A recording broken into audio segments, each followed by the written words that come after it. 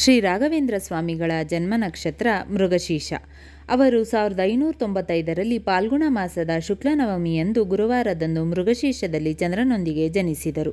ಹೆಸರು ಶ್ರೀ ವೆಂಕಟನಾಥ. ನಂತರ ಶ್ರೀ ಗುರುರಾಘವೇಂದ್ರ ಸ್ವಾಮಿ ಎಂದು ಕರೆಯಲ್ಪಟ್ಟರು. ಹುಟ್ಟಿದ ದಿನಾಂಕ ಗುರುವಾರ, ಪಾಲ್ಗುಣ ಮಾಸದ ಶುಕ್ಲ ನವಮಿ, 1595. ಜನ್ಮ ನಕ್ಷತ್ರ ಮೃಗಶೀರ್ಷ. ಜನ್ಮಸ್ಥಳ ಭುವನಗಿರಿ, ತಮಿಳುನಾಡಿನ ಇಂದಿನ ಚಿದಂಬರಂ ಬಳಿ.